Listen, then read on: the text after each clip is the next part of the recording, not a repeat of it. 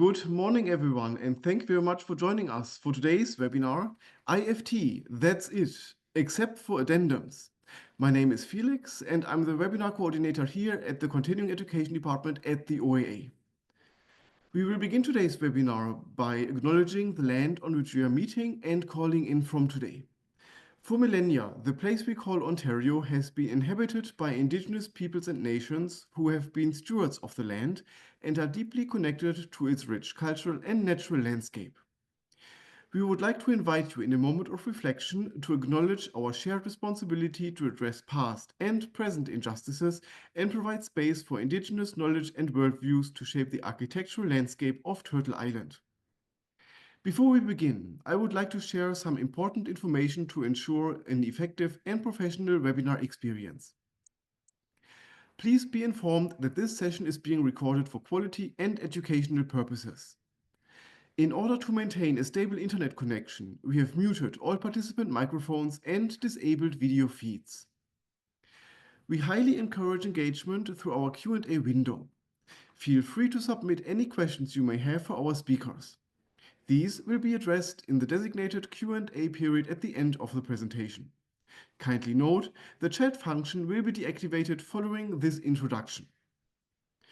For those seeking continuing education learning hours, please note that attendance is crucial. A minimum of 80% attendance is required for these hours to be accredited to your transcript.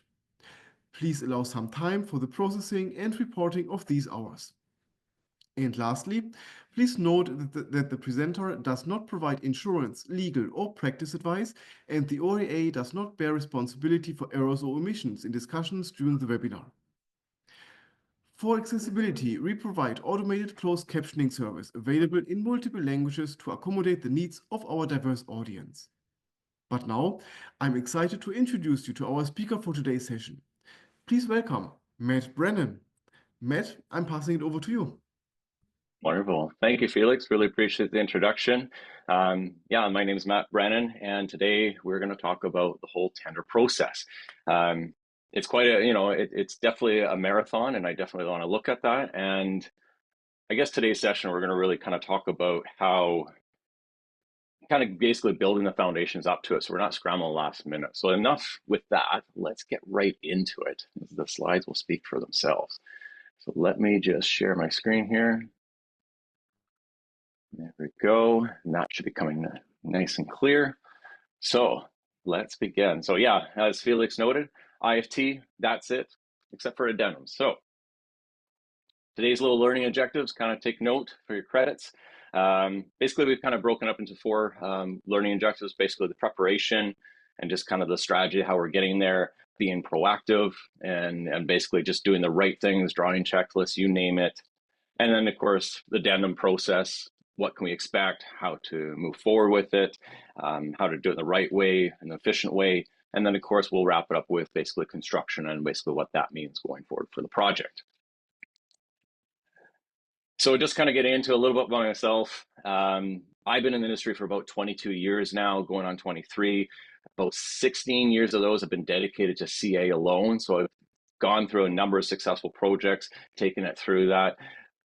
For the last decade, probably about 12, 13 years, actually, I've been very involved in K-12, a lot of 21st learning, inclusive washroom designs, and basically taking that throughout Vancouver, BC, and developing a number of schools out there in respect to that. Also done a lot of high rises, performing arts theaters, custom $1 million homes, you name it. So I've been around the block, needless to say, throughout the Vancouver and full of British Columbia. Okay. And of course, if I'm not working, then you'll see me out back, running, jogging, whatever, or in this case now 4x4ing. So let's kind of paint the picture for everyone. Here's the scenario: is we've got the project deadline approaching. Things are a little bit under pressure. It's definitely stressful. We might have some incomplete design information. We've got the reality of the coordination happening at the same time, and all throughout this, because deadlines don't necessarily change their dates, is the quality assurance. So how do we maintain that? How do we get to that point where we issue for tender and we do it well, we do it right, and we minimize the extras, okay? So, and really, like to paint this really well. The simple is the ultimate goal is we want to minimize the extras, like I said, and we just want to look like a rock star to your clients. It's one thing to win the job now, and that's an amazing task on its own, but you want to maintain those clients and you want to maintain the additional revenue that could come from that relationship with those clients. So if you go in with a bad tender set, lots of RFIs, lots of all that, a lot of extras, you may not get hired again. So I think that those are kind of the things. So again, let's dive into it. How can we become this? So the agenda, kind of saying earlier, is we got a pre-tender, tender, and construction. So we've kind of broken up in these three segments just to kind of digest it. We do have the QA and open and everything. I'll kind of browse it from time to time, and again, I'll check back into it. So feel free to drop those questions in, and again, I'll take minute breaks just to kind of check into it. So let's get into it. So preparing for IFT, let the fun begin. So one thing we would do at the very beginning of the project, and kind of setting this stage up for this kind of phase one of the milestones, is we've already won the job. We've met with the client. We've done some schematic designs. It's just been us, the architects, and the clients, and that's it at this point, okay? We've wrapped that up. We've got a schematic design development's complete. We're ready for the team. We're ready to really kick this off and start preparing this documentation. So right from day one, we would do our initial consultant kickoff meeting. And during that meeting, one of the things that we would do, and definitely note in our meeting notes agenda, is we would work always backwards. So if let's just take a school, for example, we would look at when does the school need to be open? Okay, so it has to be opened up by September of 2029. How long is it going to take to construct? 2 years. Work backwards. How long is it going to need for us to do design? Work backwards. And now we'd almost really make Gantt charts, just to help plan and coordinate and keep this information at bay. And right from the first consultant kickoff meeting, we would actually note all these meetings. We'd all decide on a certain day, we'd lock all the days in the calendar, and it was done. And the value of that from the team perspective is there was no question when we went into the 60% meeting, I didn't realize this was 60%. No, you did. You had everything right from the get-go. So you're preparing the team and laying out the groundwork for this plan to be complete. And we're going to kind of dive into each of these little subsections in a minute here. But that was kind of one of the powerful things that we would do, is we lay out those deadlines, lay it out, make it really clear. And then, like I said, each kind of phase we're going to go into. So the 30% phase. So kind of like as I kind of alluded on the previous slide, we've already done the design development. We've worked with the client. All those initial kind of meetings have taken place, and our base design is now complete, right? We've got something to work with. The consultants can basically start, reviewing, getting excited about. I would say at this point, the geotech has completed the work. They probably completed the work a year ago. Maybe they're doing some additional assessments because now we've actually located the physical project in the right location. So there may or may not be some geotechnical work being done. And of course, the owner is taking care of that and hiring them on their own terms. Consultants are in the room now. They can start to design, right? They can start working it. They can start looking, structural can look at the structural steel that's going into place. Electrical can start figuring out the lighting kind of layouts, the lighting levels. Mechanical is going to start looking at their systems, be talking to structural, etc. And the process starts to begin, right? It's good times. And one thing that we really did help, and I found really valuable on a lot of these jobs, was hiring a quantity surveyor to do a Class D estimate, right? And they stay along the job through these, 30, 60, 90% roles, and they continue to reevaluate the project budget. And it's a good way of doing it, because when we get to the end of this race, you're going to see that, hey, we're on budget because we've gone through this process. We've kind of been working together as a team. So highly recommended if you're not doing it right now, but definitely there's some good values with it.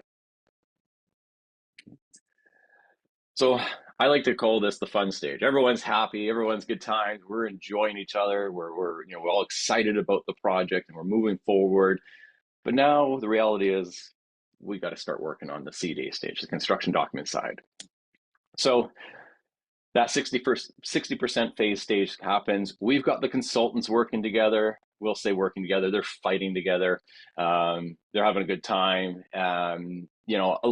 Amongst that's all happening, we've probably got some user group meetings happening, right? So again, speaking of a school, for example, we might be meeting with individual teachers, maybe we may be meeting with students, the same roles. If you were doing a healthcare project, you got user groups of different wards and different sectors, and everyone has their opinion. So again, it's kind of that high level, kind of paring it down, peeling the onion back and working by bit.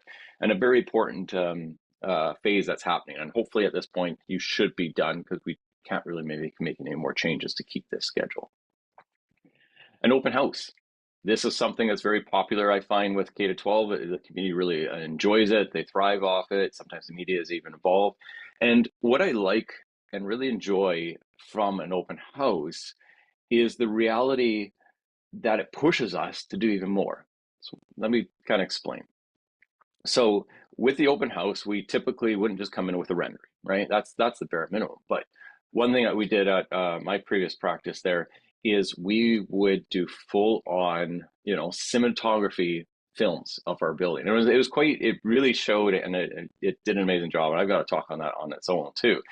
But we would basically be using Revit, of course, to do all the modeling for the architecture, but then we would export it into Lumion, and then eventually we would compose those clips and everything, and then take it into DaVinci Resolve or Adobe Premiere and do, the music and tell a story. Like, again, you've built this, you've made this story, so keep telling.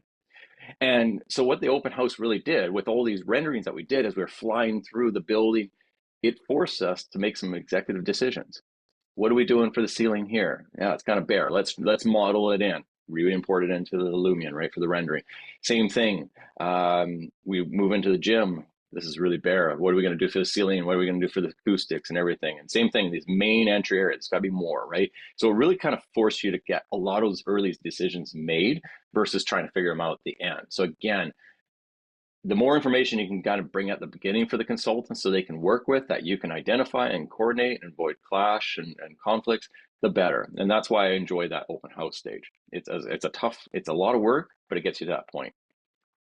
And then, of course, in saying that, there's all this coordination going on with the consultants working together, with you working together and doing your standard meetings. You're coming together and probably having these one-off meetings with mechanical just to, by Zoom, just to basically, remote in and talked about that. So next stage, building permit, fun, right? Can it be fun? The question is, important thing I would suggest is, what is the lead time of a building permit and where you're applying? I did a lot of jobs in the city of Kelowna, BC, and it wasn't bad. It was a few months. It was pretty practical, but some districts, like city of Kamloops, trying to get a high-rise tower go through the ringer, it took us over a year, right? And it wasn't something that we were doing. It was just the way that the city operates, how busy they are and everything, and especially with, always more building, more challenging times, and I don't think it's going to improve anyway. So this issue for building permit phase, what are we expecting to kind of see at this point? Again, just continue to build the foundation up for a great tender set. So first of all, we know the site is complete. We know we've got the parking lot there done. The bylaws have been automatically engineered for that. Of course, there's definitely a code review of this building, make sure that we're all complying. Again, that all kind of ties into our parking lot design, making sure the fire hydrant's within so many meters of the entrance and so on. I would say at this point, draft specs should be started, right? You have enough information on the design where you can start bringing, maybe your spec writer into this program process. Maybe you've got an outside consultant and you're bringing them in that respect to it, okay? Drawing checklists, and I think this is such a key thing. Even today, again, doing this for over 20 years, I still have a simplified Word checklist that I print off every time and I mark up and I go through it in that respect. We're going to dive into that detail more in depth in a moment here.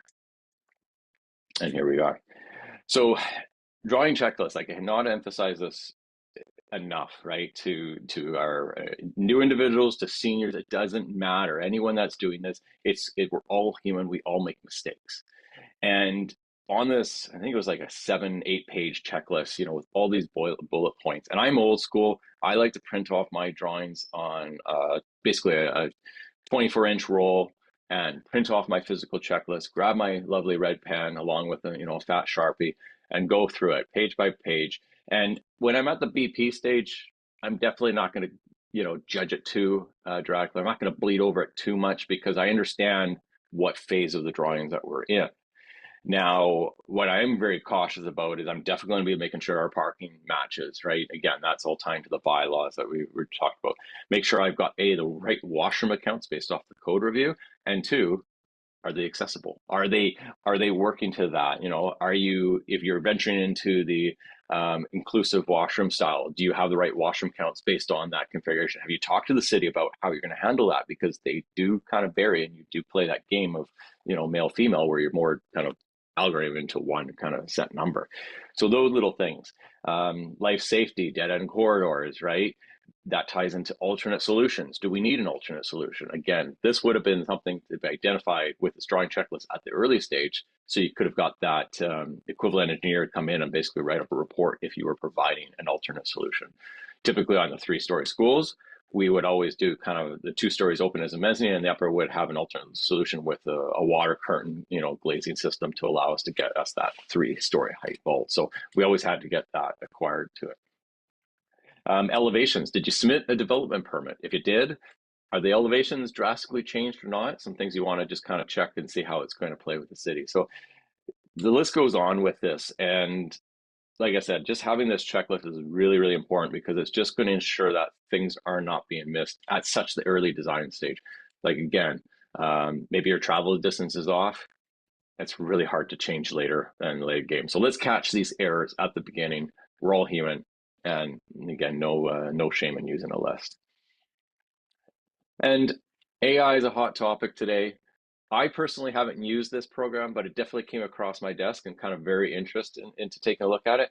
Is blueplanai.com. I have no affiliation, of course, with it, but very interesting. I don't know if it only kind of applies to the US market and everything, but what they say is you upload your drawings and basically it'll do a code review. How? I don't know, but I guess what I'm getting at with this is maybe this is not applicable right now. It's not going to work, but it's going to work eventually, right? People are spending a lot of money, investing a lot of money in basically making this to do this point.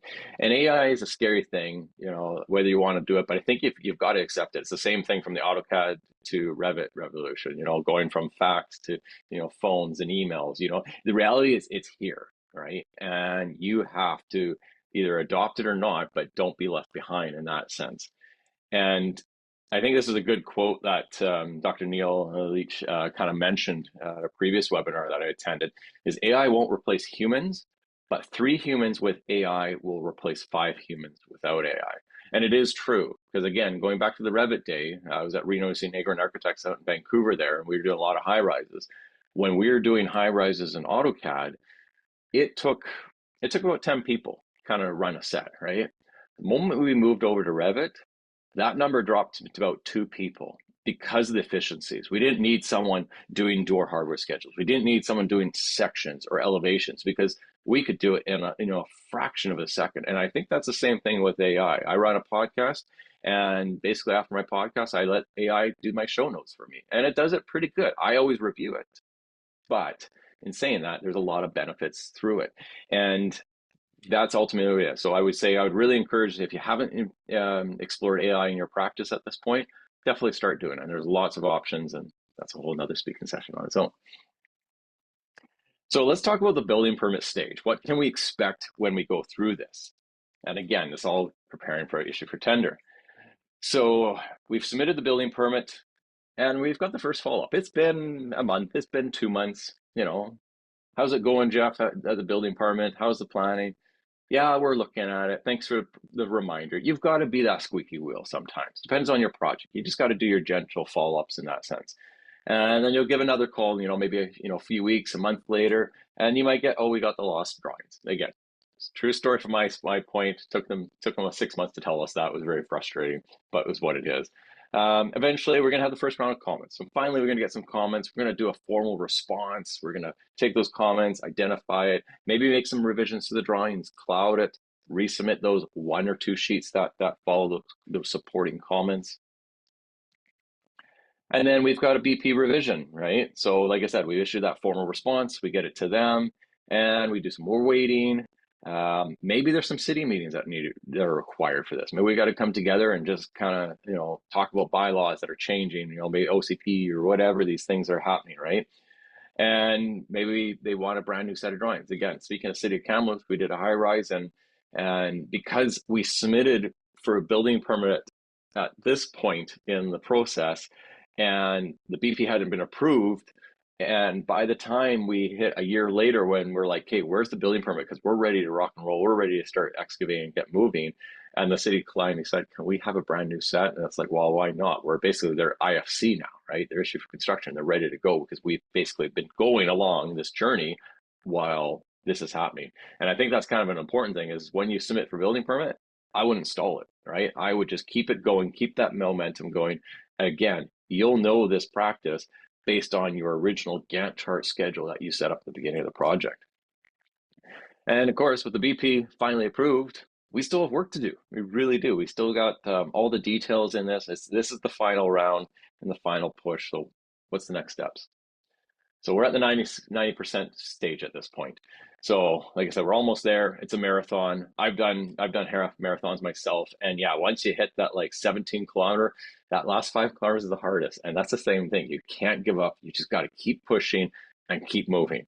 And kind of the 4 topics of mine at this point is your final drawing coordination, right? It is so critical. Try and look at this. Get your Revit models, get your 3D models, do your sections, do everything. Coordinate that, coordinate it. Push the owner for changes, right? There's nothing worse about getting changes later because it's such an expensive and it's 10 times harder to do.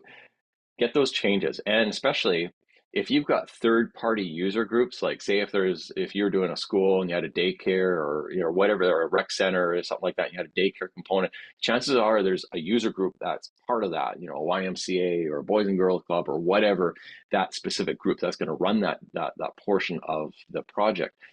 Make sure that the owner is not gatekeeping you in that sense, that they're actually letting you be involved with those conversations too. Because again, you don't want to get any surprises later down in construction, because that's going to hurt you as well for extras, time, schedule. And again, you may not be physically able to provide what they want. So very important to keep that in mind. Your final spec should be pretty much there. Our specs should be kind of at this point where they're good to go. They're ready to issue. This is the point where we're probably going to do a massive print, and again, old school, redline it versus going on the computer. Or maybe you do that, whatever the case is. But again, the most critical stage is to make sure this works out well. And we're going to get into specs and kind of tips and tricks in a minute. And as we kind of talked at the earlier presentation, QS, quantity surveyors here, they should be bringing up everything budget, and now we've got a Class A. This should be a rock solid budget report for this project. We should know where our tender's going to line. We've got some contingencies in play. We've got below the line items.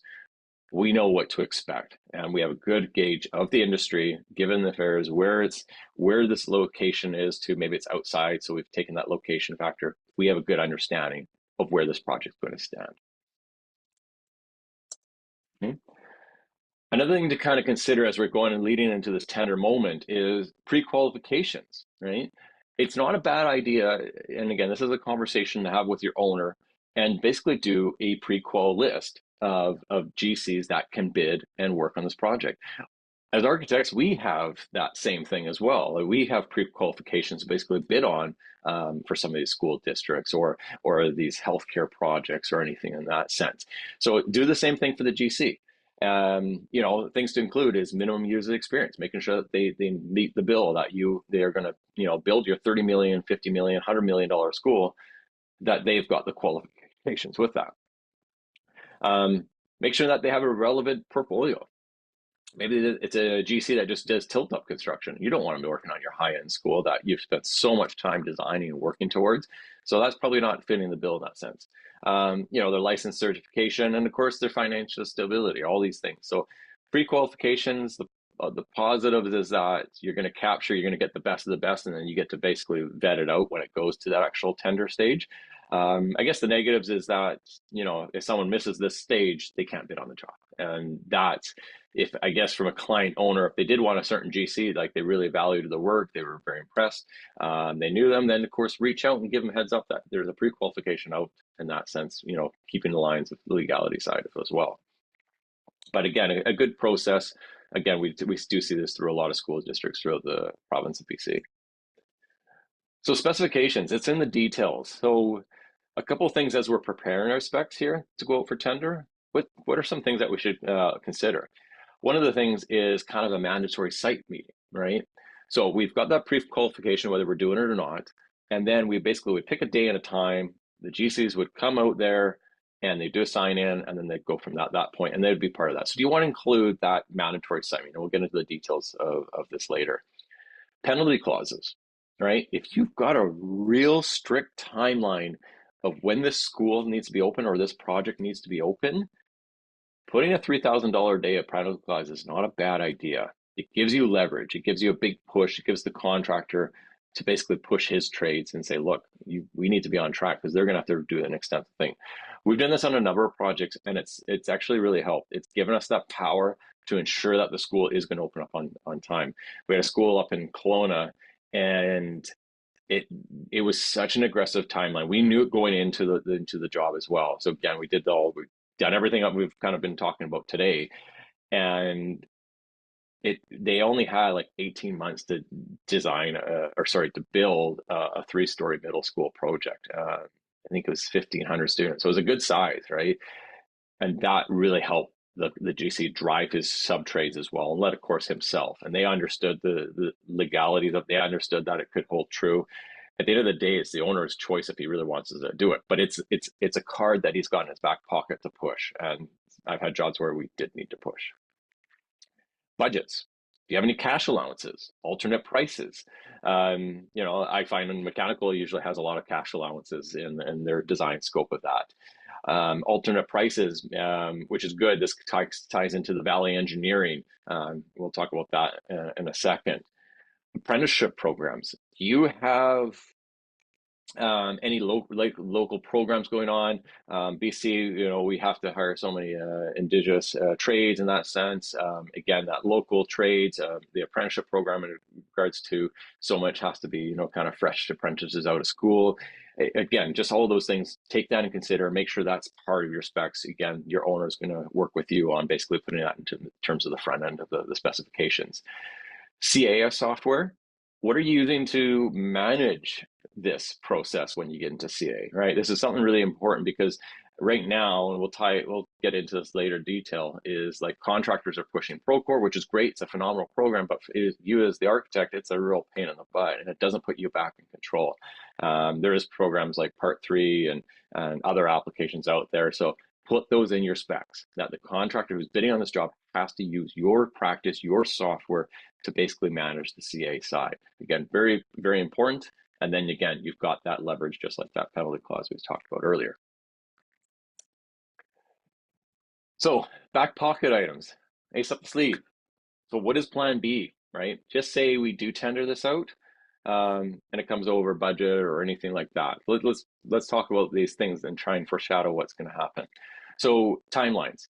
Typically, what do you want to put this tender out for? Again, a school, we'd kind of do 30 days, but we'd have the expectation that we'd probably push it another 2 weeks, just because people don't look at things right at the beginning, right? It doesn't happen all the time, but have that plan in place. Know what you're going to tender it for, and know what you're willing to extend it up to. You don't want to keep extending it, but keep that in mind. And credits. This is something I've had so many funny conversations over drinks and stuff like that with colleagues in the industry. And we've joked, but I think it's there's some good value to it, is put a random piece of steel or some kind of object in your building. On the first moment you start the construction, then you can delete it, or maybe don't make it too obvious, and get a value of it. So if it was a piece of steel, a member of steel, and you did delete this random member that was in the drawings, you basically got an idea of per linear feet of steel. And at this point, when you get into the job and you're like, oh shoot, we did miss a member of steel, you kind of got unit rates basically on it. And I think that's there's some value with that. Same thing, another example, and this was not intentional. We didn't kind of do this to the contractor, but we did delete a good portion of area of sod. So we got the unit rate up basically off that, and we compared it and said it's a little bit low, but if that's what you're charging, that's fine. Well, of course, later down, a few months later, we ended up adding sod in a whole different area. So we used that pricing that when we deleted the sod, we said, well, look, we're only paying this because you gave us a credit of this. Like we get in. And eventually, it was kind of push to shove. We ended up getting pretty close to it, but there's value of doing that. And I know it's a cheeky way as part of the drawings, but it's not a bad idea, right? It gives you an idea to keep everyone truthful and accountable to the pricing that they're submitting. And value engineering, this kind of, again, going back to the alternates, that's a good way, like alternate pricing, where if you need to cut this down, that's why we would sometimes submit alternate prices and going from ACM to an AFL 13 product to maybe even Hardy. And you'd be surprised that sometimes those where we came in higher than the ACM, which didn't make any sense, right? But just I would say have probably a good like top 10 list of things that you could cut back that isn't going to drastically change the design. Maybe it's different roofing, or like I said, the cladding's an easy one. Maybe if you're doing more developer side stuff, going from your storefront curtain wall windows at some locations, maybe they're going to be vinyl clad. Again, it's not ideal, but having these back pocket items when you're ready, when you have to pull the trigger and basically keep the job moving forward, is just what it is, right? We never expected glass going over 40% one evening, just because of, again, the COVID and manufacturer stuff. So having these back pocket items is very critical, and just basically ready to get going. Earthworks tender. So this is kind of a new one. We've done this on a few projects, and it's not a bad idea. Again, when we look at that project timeline, can we accelerate this? And sometimes you can. If you know the site needs to be, you have an idea and you're working with your geotech, you can basically break up 2 tender packages of the full project. So let me kind of explain. So again, we had a school, we had an aggressive schedule, and we had a good idea. There was a whole bunch of retaining walls, there was parking lots and everything. And does make it a little bit tricky on the architectural side because you've got to document really well. And we had like a phasing plan and phase 1, phase 2, and kind of show the overlap. But we would basically prepare the earthworks tender. We showed what it is. We tendered as a separate package. Like I said, it included all the retaining walls in that respect. And we drew a very fine line where the scope changed, where their handoff is. And that is the tricky part of this. But the value of it, and QS will do it, at the same time, that they can kind of price out and again make sure that we're following the budget. But it does save time for the project and probably give you anywhere from kind of six to 9 months back to your job, depending on what it is. Because as you're you basically get, as you get the early stage of the design, you're kind of at that building permit. You've submitted an earthworks tender, and immediately you're launching that tender in there. So while you're designing for that extra 6 months and wrapping up the CDs side of things, guys are already on site moving earth, we're getting it ready. And the moment you award the contract, they're ready to go. They're ready to start doing their footings and stuff. So like I said, it's just the challenges, that kind of scope thing is just the crossover. So again, who's doing all the piping and then the plumbing work in that sense? Those are things that you just got to really identify and be very careful with your drawings and how you do it. But there is benefits. It does save time off projects, and definitely something to consider and going forward with your future projects. So pre-tender review, last call, everyone, last call. So how are the drawings? How are they looking? Are they complete? All right, so a couple things. The final review, again, this is where I'm going to be doing a full print. I'm going to be bleeding over. I'm going to be checking everything. I'm going to be pulling up those truck lists and going through them like crazy and making sure that they're being followed. Typically, again, if you've got an architect on record that, you've got your tech, your project owner is doing one thing, you got to allow him to have time. Don't just don't throw this, 150-page document along with the specs and say, here you go, I need this reviewed tomorrow. Plan ahead, right? Schedule in, try and look, again, going back from that calendar that we talked about, give them a month's time, right? Because it's just the way life is, travel, other jobs, other responsibilities. And then 2, you want to make sure you've got time to correct those revisions that they particularly have. So very important, right? Dimensions. I cannot stress this enough, because right now, for me to make a dimension from here to here is literally click, click, and I'm done. When it comes to construction, if someone asks for an RFI and if you're doing the formalities of it, you're not just taking a screenshot, you're putting it into an RFI, you're putting it into an SI or something like that, It's just 10 times harder. It is so much quicker to put the information out now. And I find, especially with kind of newer staff, they're so scared of putting the dimensions on in certain areas, especially when it comes to details. Like, it's okay. You've built this, you've modeled this, you're telling them how to build this, put the dimensions on there, right? And if it's not right, well, then correct it. And I think I cannot stress that enough is literally with dimensions. No one's going to complain that you put too many dimensions on it versus you didn't have enough.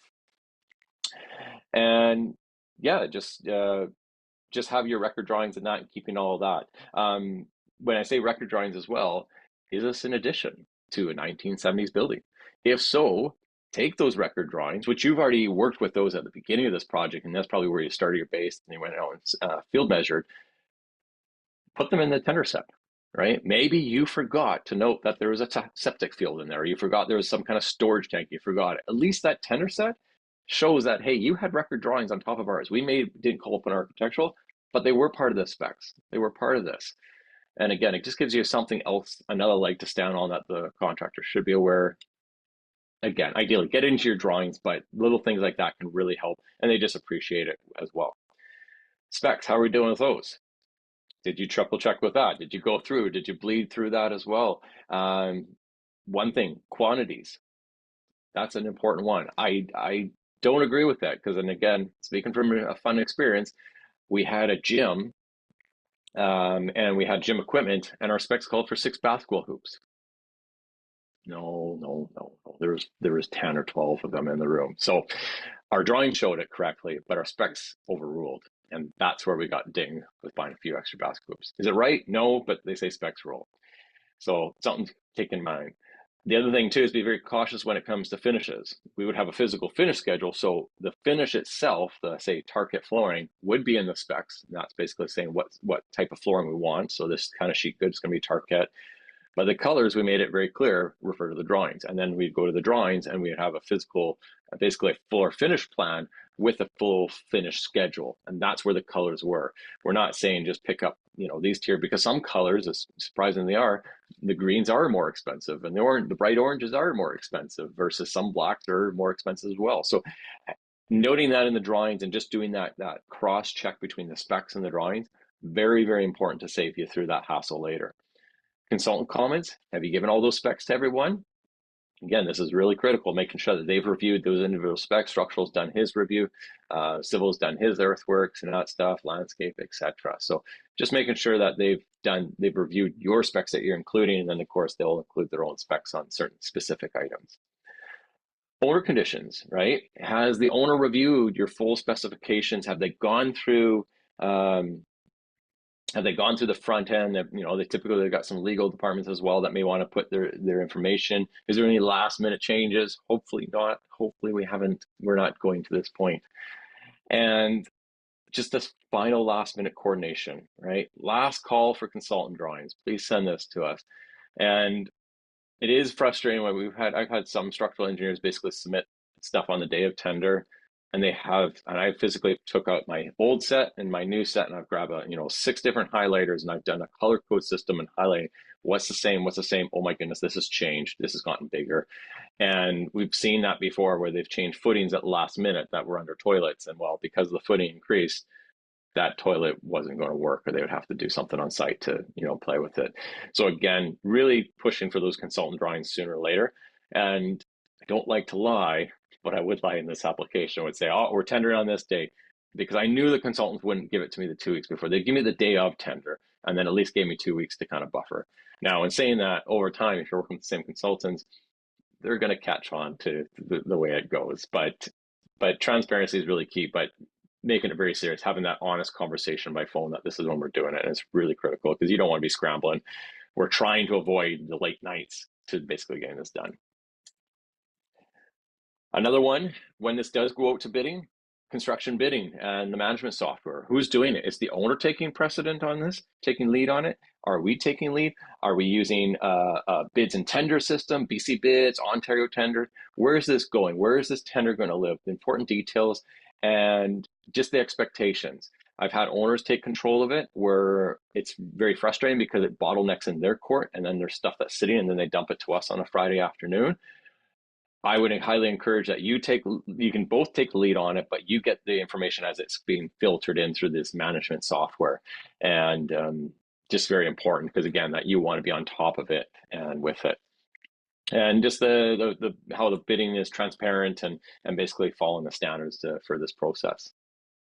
Okay? Especially when you issue out addendums, that it's getting out and it's getting pushed to the right people in that sense. So we're almost there, the day of tender. When I see this countdown clock, I'm not even working on tender. I'm already feeling my anxiety could build up, right? We're almost there. We're almost there. Okay. It's coming down to the final wire. We've got a data tender ready to go. I think this picture really resonates really well. There's been definitely some late nights, just trying to put those documents together. And again, just doing those final checks to ensure that we're issuing an amazing set. So issue for tender. The big day. It is the day. We're on the moment where we're about to hit print, but we got a couple more things. So the day of tender is definitely your final check day, right? What can we do? And eventually we're gonna have to just call it quits and just issue this out. But one thing I would typically propose is issue a test print the night before, because printing does take a long time. Before you go for the end of the day, hit print, just run it as a PDF. When you get it, come back in the morning, do a quick scan. How are we looking? A lot of messes, everything's looking pretty decent. Good, nothing's out of there. Do I have all the consultant drawings? I should at this point. I have everyone. I've got their PDF, I got their Revit, and I guess some civil engineers are probably going to provide you some AutoCAD files. You've got everything at this point. Let's get those linked right into our project. Let's get them re-linked into everything, making sure that we've got the latest and the greatest. I would hate to print something where mechanical didn't revise something, or they did an update later and they didn't give it to us, or I didn't link it into there and it did, pose out a big coordination issue at that last second. Let's try and catch the stuff before we do it. So fine minimal coordination. Again, logging it in there, doing your section box, just ripping through, making sure that things are looking nice and pretty. Try and do this before you do that test print, just to make sure. And how's your schedules? Is there any blanks, right? Just that final check, you got all the doors in there. Again, Revit's an amazing product because it's going to pull it in together. But we just don't want any blanks, make sure your fire ratings, again, all these little things. And again, checklist. I'm being a broken record here, but I think of anything out of this presentation, if you take the fact that you need to have a checklist, I think then you've won, right? Because it is such an important thing. Like I said, we're humans. And hit print, we're there. We are at this final point. I would typically allow 4 hours. I would always say, look, I'm printing off at noon. I'd be in early, 6, 7, just to get that final push. Depends on where I knew where the state of the drawings were at. And just give it, because you're going to run a print over lunch. Go for your lunch. That's already an hour off of it. The print would typically take an hour and a half, based on how much raster images and how many documents. Again, bigger the projects, the longer it's going to take, right? But again, that buffer and being proactive allows you to basically fix anything. Because once I got that final print and I'm like, this is good, I've combined the site file in Revit and then the building file, I put those PDFs together and they're all in there. I would go through page by page and just have a quick look, making sure, oh shoot, on my site plan, I forgot to turn the crop region back on. So now everything's a big mess. So I'm going to go make a note on my notepad, A11 needs to be revised. Keep going. Again, maybe a section, maybe there's something, maybe someone was putting big red lines to help them make sure, maybe they put a revision cloud. People do funny things when it comes to drawings, and at that final moment, you want to make sure it's captured, because it is so much easier to fix it now versus when it's tendered. And we're about almost there. So final check. At this point, you're happy with what you're seeing. It's pens down and send it to the printers. So we're done. Get posted, get this to BC Bid, Ontario Tenders, wherever this is going to live. It's getting posted.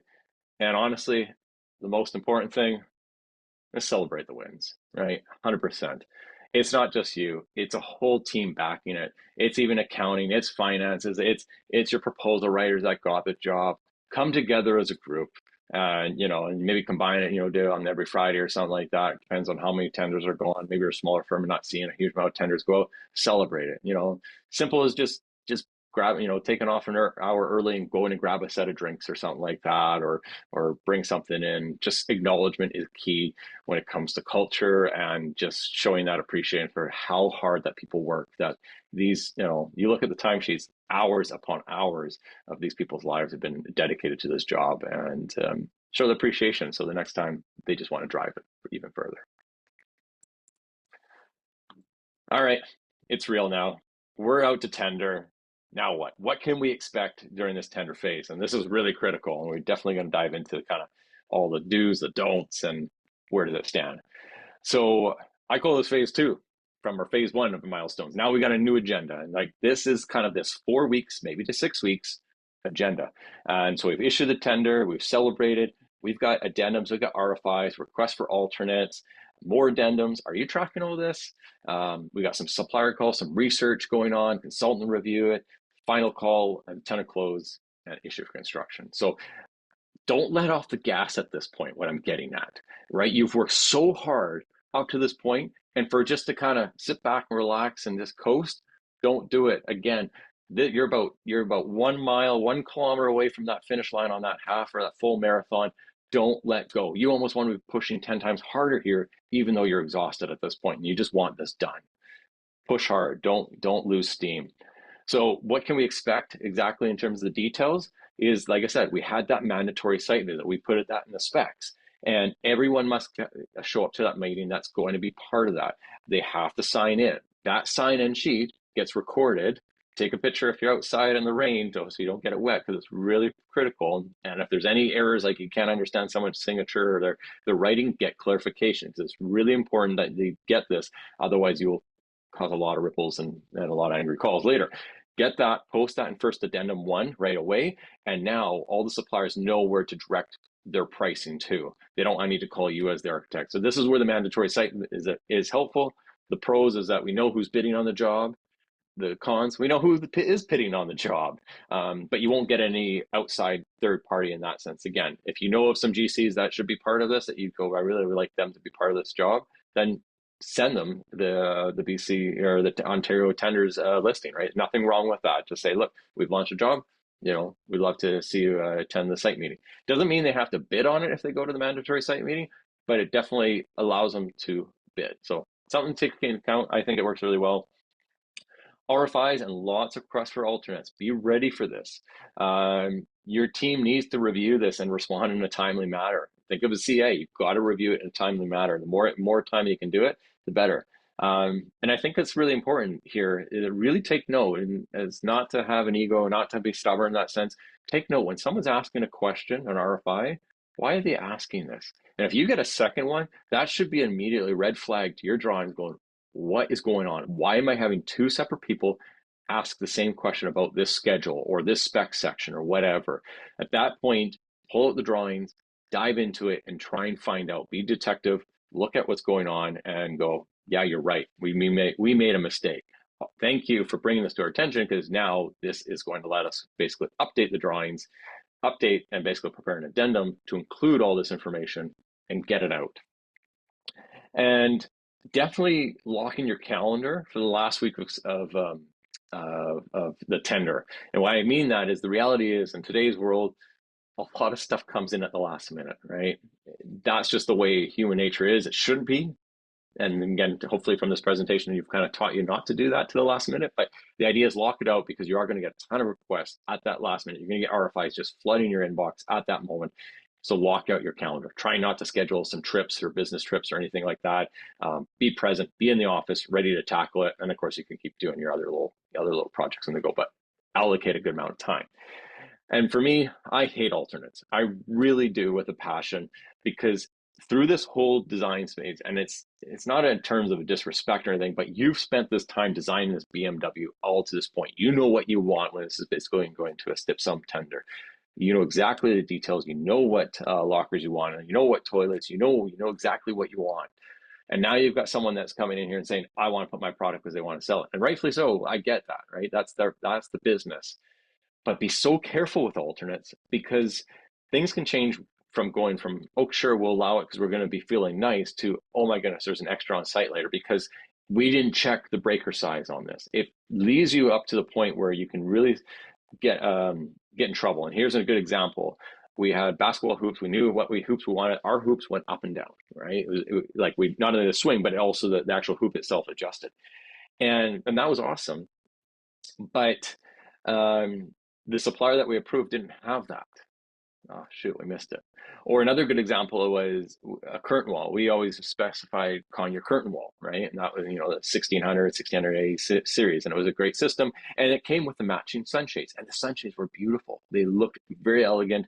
They tied in. It was all part of the system. Well, we approved an alternate and they didn't have sunshades. So the contractor was forced to go get something, and they came back to us with this little goofy bracket that we had to bolt on, and then you had another put a bolt. And when you saw these sunshades, like you were right there at the windows, and you saw these details. And again, to me, it's all in the details. I'm a very detail-oriented person, and that stuff drives me nuts. And that's why I hate alternates, because you don't have time to research everything in this last process, and there's a huge amount of peer pressure coming from the trades. So just be very cautious of where you want it. You should allow it. You should entertain it.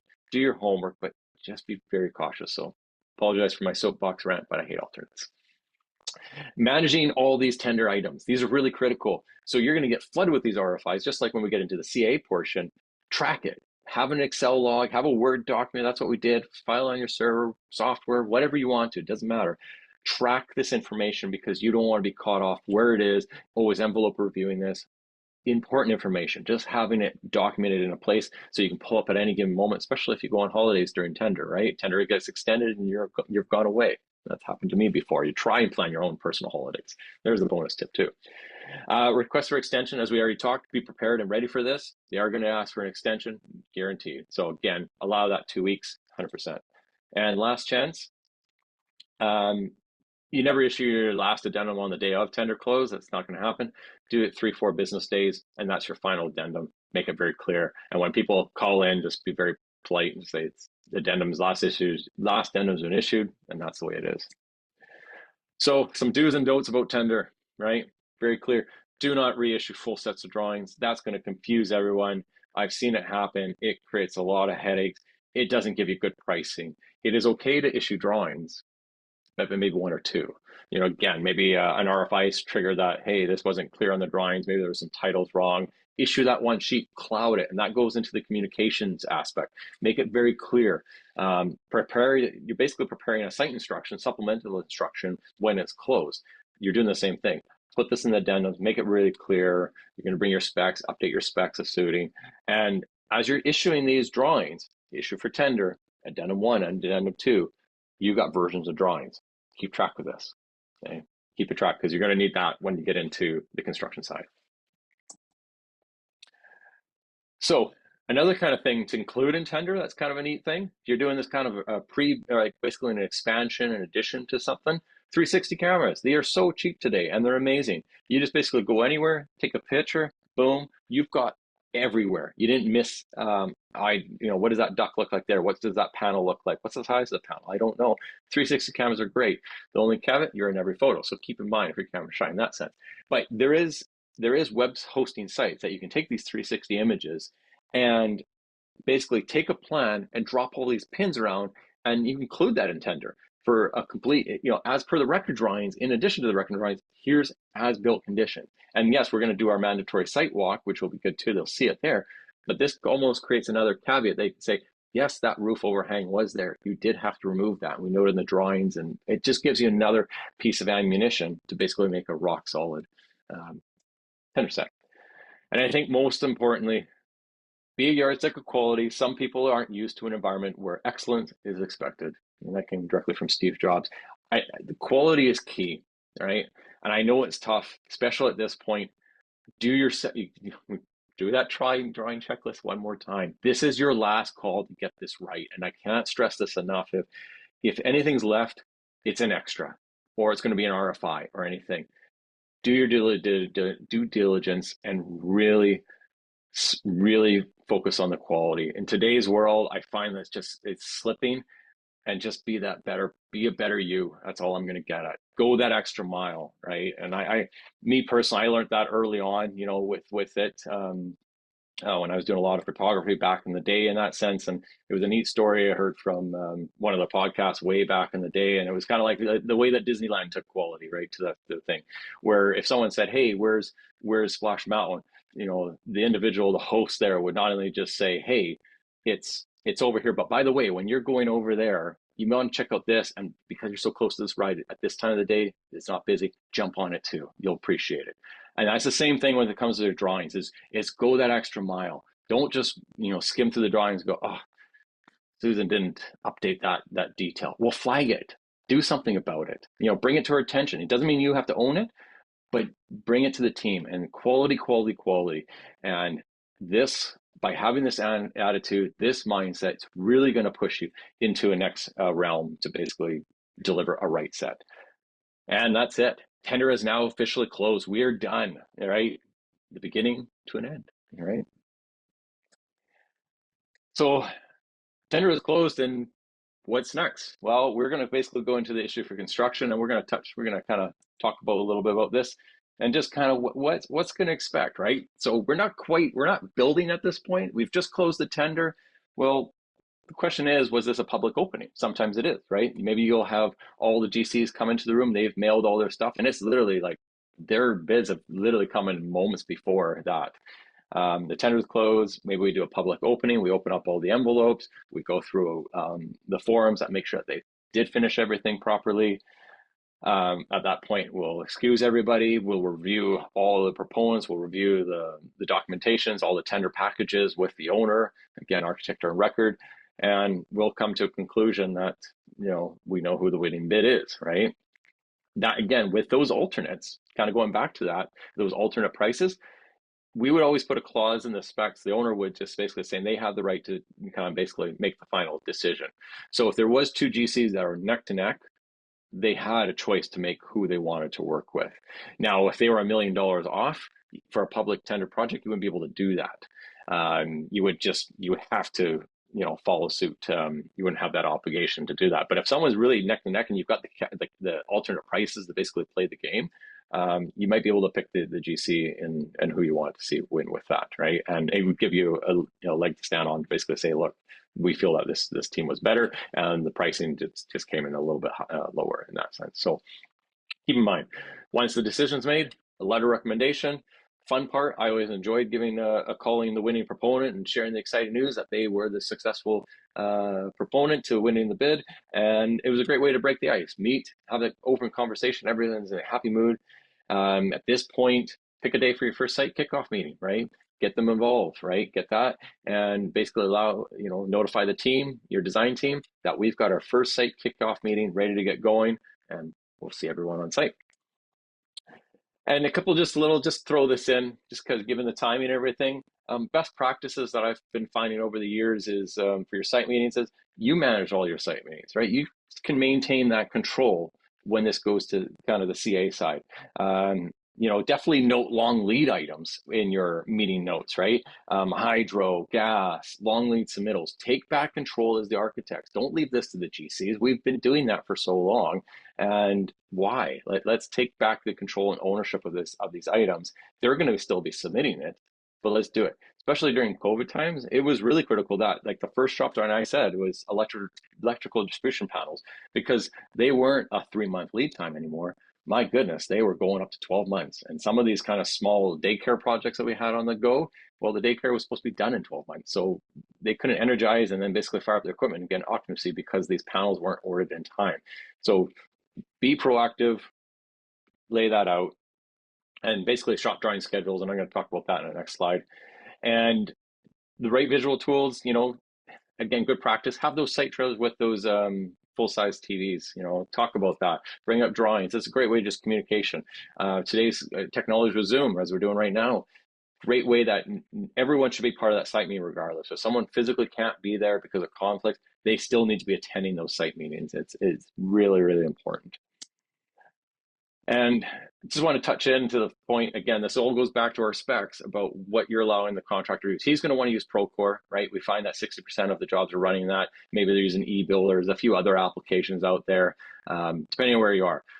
The reality is the contractor is going to look after his behalf. And rightfully so, he should. He has a project schedule that he has to maintain. He has a budget to maintain. He's going to do whatever tools that he needs. So that's the reality of it. But where Procore kind of puts us at bay from the architectural side is that we lose control. He's driving the boat. He's issuing everything. Now we're managing all those documentations into our own systems. We're getting flooded with emails. It's a nightmare. It takes away from it. And you've got to track it though. And one thing I want to introduce you to is part 3. And my little story about this is this team approached me about 3 years ago when I was at my previous firm. And it definitely changed not only just my career, but the whole firm's kind of outlook on CA, how we tracked CA. And basically this is an application that lives in the cloud, and it manages it. It collaborates all the CA together. It has dashboard real-time data into it, so you can see who's fallen behind in their response time. It's just an advanced tool that does it. And the best part, this actually connects with Procore and allows you to keep control of those logs. Shop drawing review, same thing. Everyone jumps into the same session, they review it, it follows up with their change orders, you do your field reviews, all off online. Everything is an all-in-one CA application designed by architects and for architects. Very cool. So like I said, I used it for 2 years professionally. It changed my career. I went from 3 to 15 jobs because of it.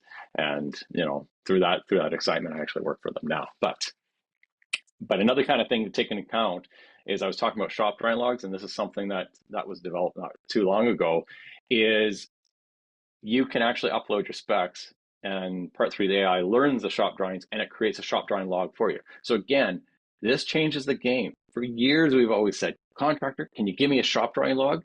And they go, sure, we'll give you a shop drawing log in that sense. They never do, right? Or it's outdated or anything. This changes the game where you take control and say, no, here is the shop drawing log. And a good example is, again, that school. I don't want to be kind of 9 months into the project going, what shop drawings are we missing? What haven't I reviewed yet? Oh my goodness, we haven't reviewed the bleachers. The school is going to open up in 3 months. The bleacher shop drawings are about 6 to 7 months lead time. Partial occupancy, I guess. Nothing we can do.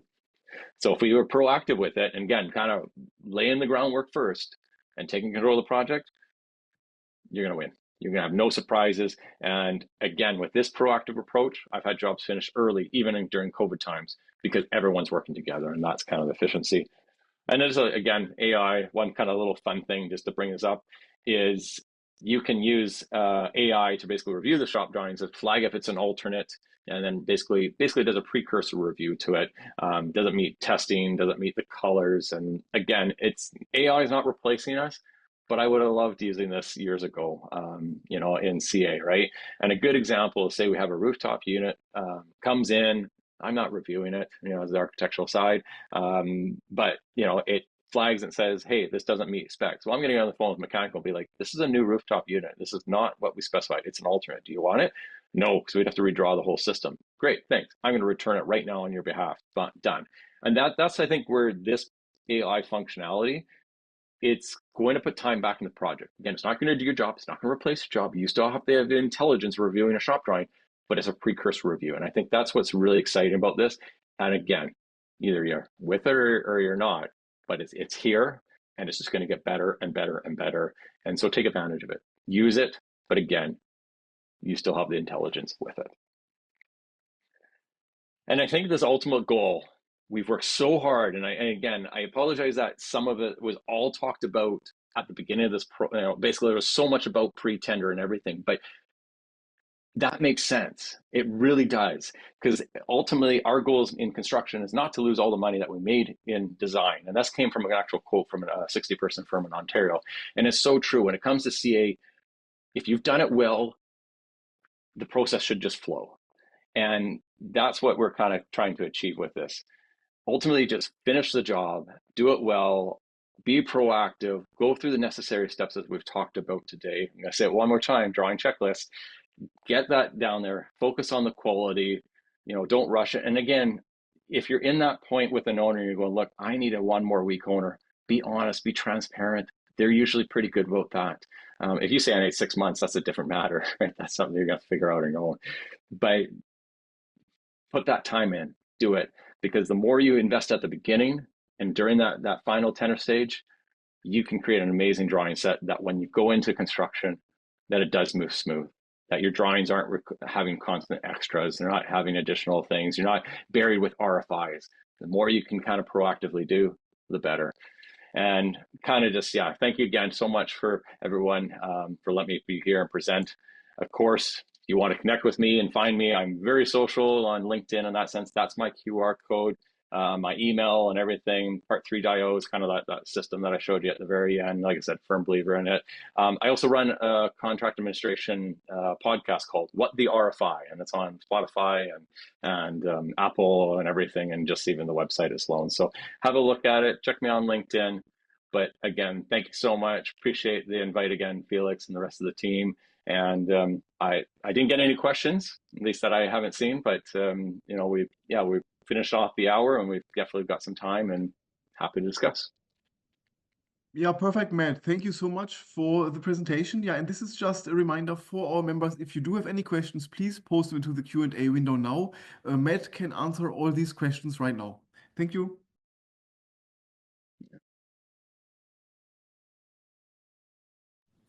I know it was a lot to digest. Let's just give them some time, Matt, to see if there are any Yep. questions.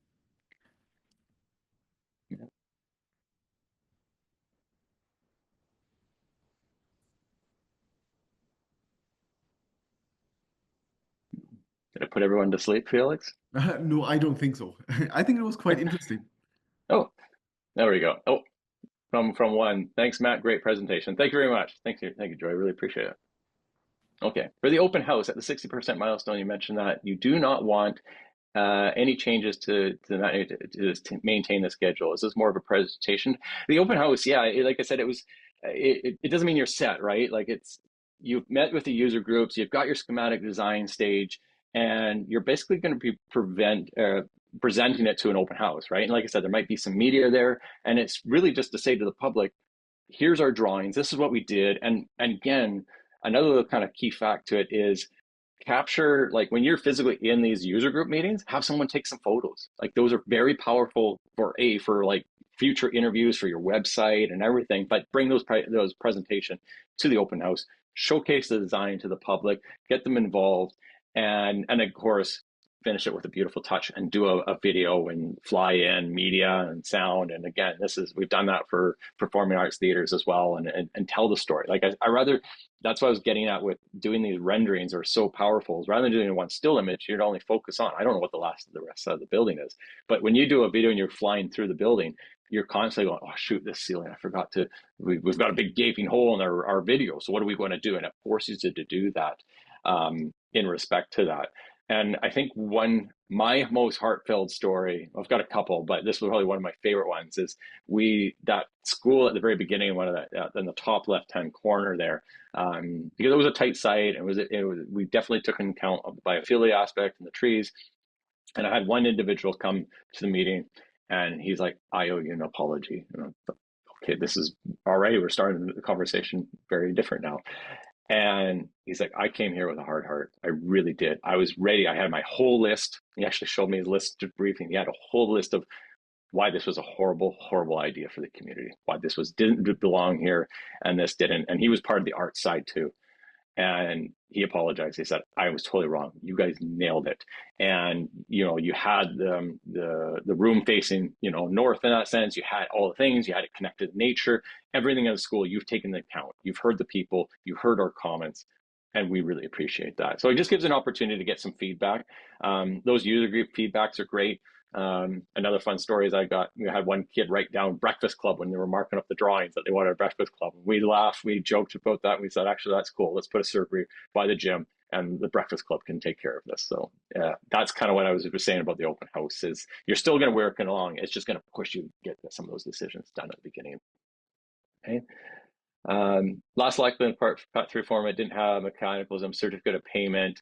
Has this feature been added? If not, what do we issue for? Yes, so yeah, lots has changed. I don't know when, Corey, you looked into part 3, but it's all in one. It does certificate of payment, it does progress draws, it does your deficiencies, it does your changes, quotes, CDs, you name it, everything all in one. And yeah, reach out to me and we can talk more.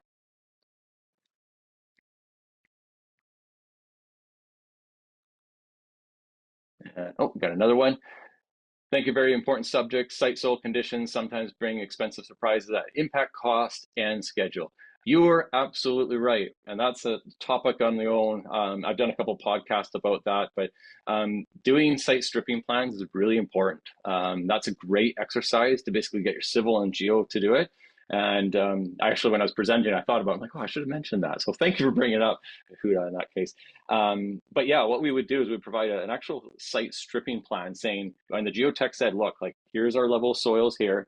You've got, we've got some bad soils here and there. Let's just strip everything down to minus 1.2 meters to this elevation. That's what the contractor is to do. And we guarantee, we know exactly what the cost is going to be because it's all going to be fair and tender because soils is such a challenging thing.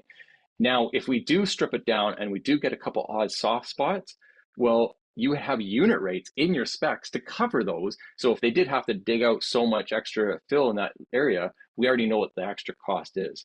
And yes, that during construction, it's one of those things you can't predict.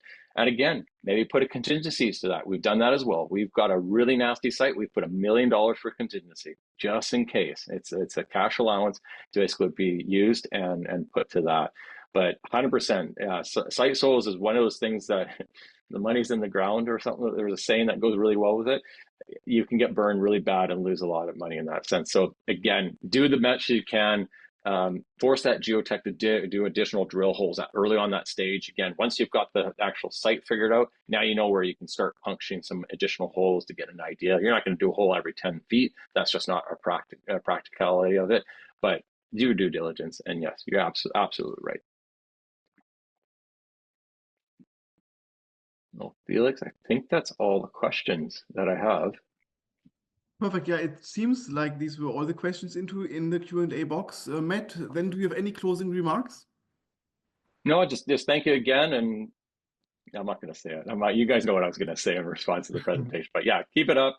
Keep doing what you're doing. And yeah, just be amazing with this. And such an important point of the process as we talked, and take it very serious. And yeah, the more that you can invest into this kind of like at the beginning, you're going to get much better outcome. So thank you. Really appreciate it. Excellent. Thank you, Matt, for a great webinar today. And also thanks everyone who attended. And as we conclude this webinar, I would like to draw your attention to just some announcements. The next webinar takes place next week, also on Thursday, December the 12th, with the title Commissioning 101, an introduction for architects. As mentioned, the OAA will report your participation in this webinar to your transcript. Therefore, there's no need for individual reporting on your part. We kindly ask for your patience as we process and confirm the accreditation of these hours within the next few weeks. Additionally, all attendees will soon receive the presentation file via email along with a link to submit your feedback. Once again, thanks for your attendance and have a productive and pleasant remainder of the day. Matt, also thank you very much again. Take care, everyone. Thank you. Bye. Bye-bye.